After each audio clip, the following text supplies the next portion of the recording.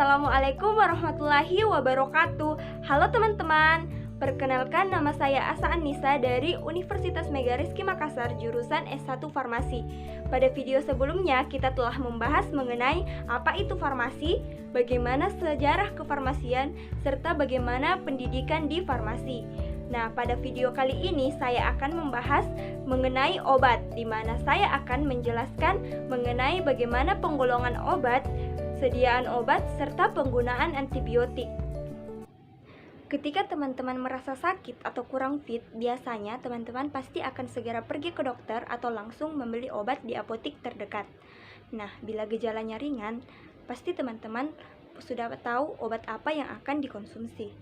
Berdasarkan Undang-Undang Republik Indonesia Nomor 36 Tahun 2009 tentang Kesehatan, obat adalah bahan atau paduan bahan termasuk produk biologi yang digunakan untuk mempengaruhi atau menyelidiki sistem fisiologi atau keadaan patologi dalam rangka penetapan, diagnosis, pencegahan, penyembuhan, pemulihan, peningkatan kesehatan, dan kontrasepsi untuk manusia.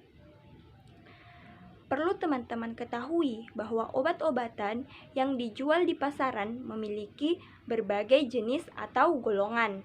Nah, fungsi dan kegunaan masing-masing tergantung pada penyakit atau gangguan yang dirasakan, baik secara psikologi maupun fisiologi.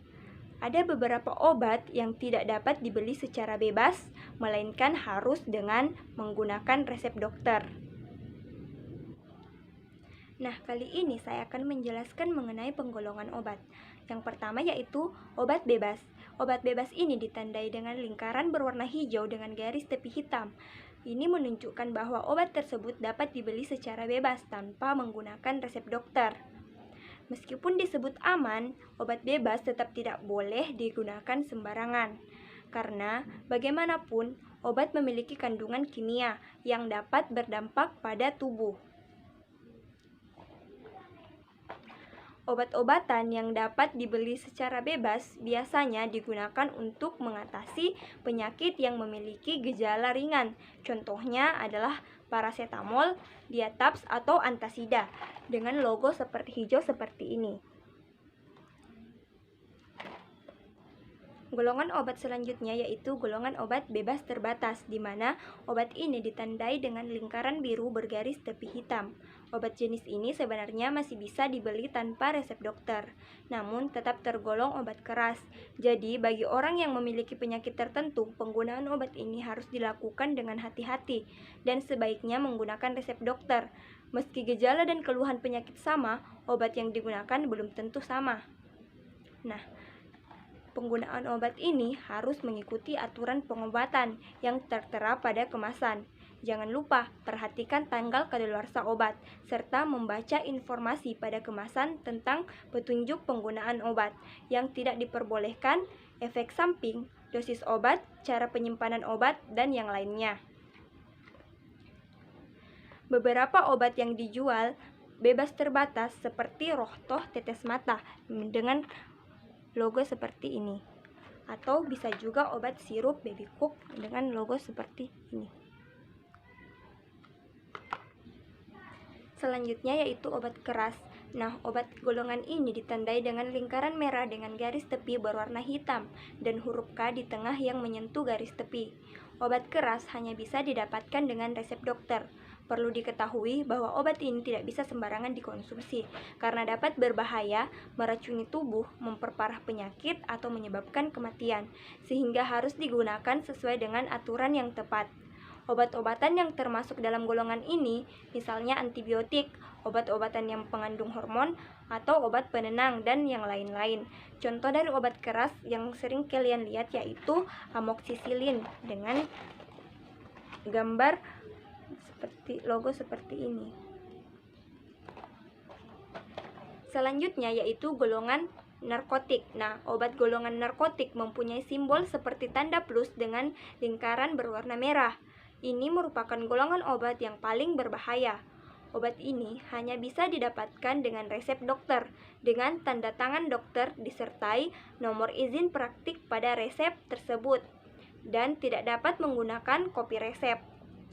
Golongan obat narkotik berbahan dasar tanaman atau buatan berupa sintesis atau semi-sintetis.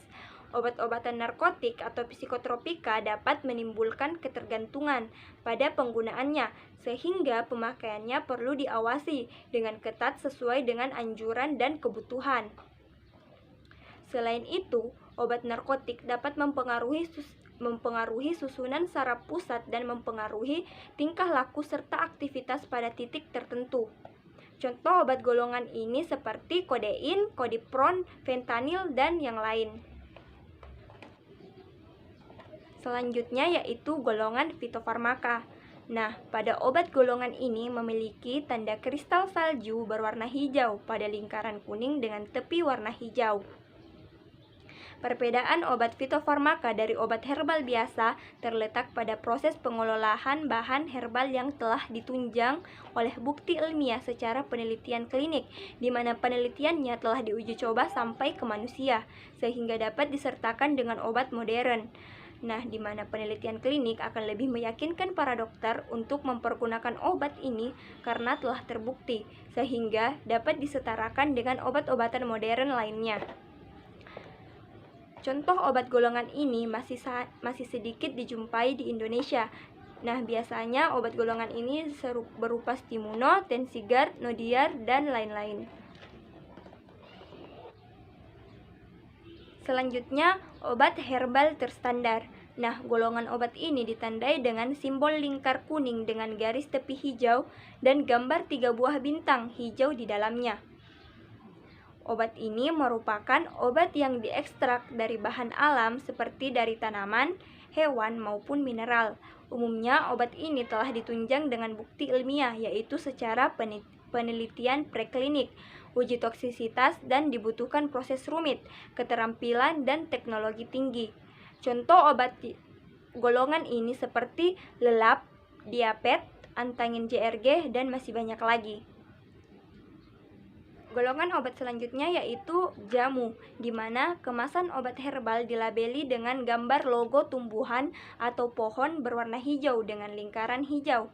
Bahan dasar dari obat herbal terbuat dari seluruh bagian tanaman yang telah diolah untuk mendapatkan khasiatnya sesuai dengan prosedur keamanan. Nah, obat herbal atau jamu ini biasanya secara turun-temurun selama beberapa generasi dinilai berkhasiat menyembuhkan berbagai penyakit. Contoh obatnya seperti tolak angin, pegal, linu, antagin, dan bisa juga dilihat dari obat tersebut dengan memiliki kode jamu. Selanjutnya yaitu bentuk sediaan farmasi atau bentuk sediaan farmasi, di mana bentuk sediaan farmasi ini sangat banyak. Yang pertama yaitu bentuk padat, seperti serbuk, tablet, pil, kapsul, serta suppositoria. Selanjutnya yaitu bentuk setengah padat, seperti salep atau unguentum, krim, pasta, serata, gel, okulenta atau salep mata.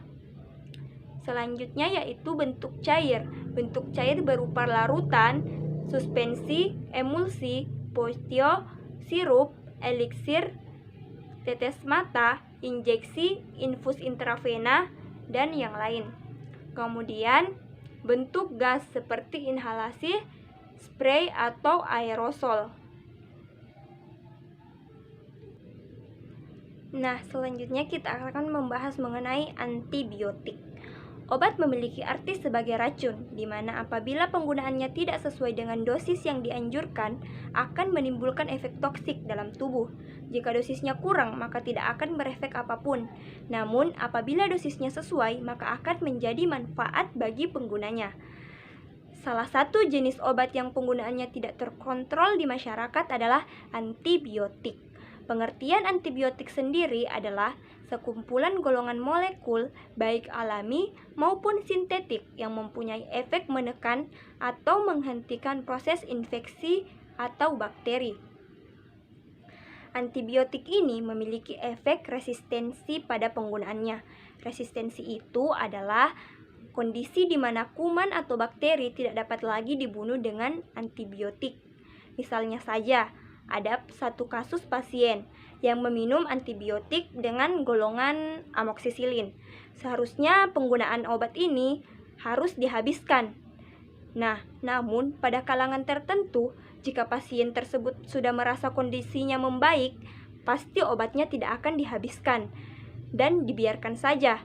Ketika pasien itu mengalami penyakit yang sama, maka pemberian obat amoksisilin pada tubuhnya tidak akan lagi memberikan efek apapun, di mana hal tersebut terjadi karena bakteri yang belum mati sepenuhnya pada pengobatan sebelumnya dapat mengenali sistem yang terdapat dalam obat, sehingga bakteri tersebut sudah mempersiapkan tameng untuk melawan efek dari obat tersebut.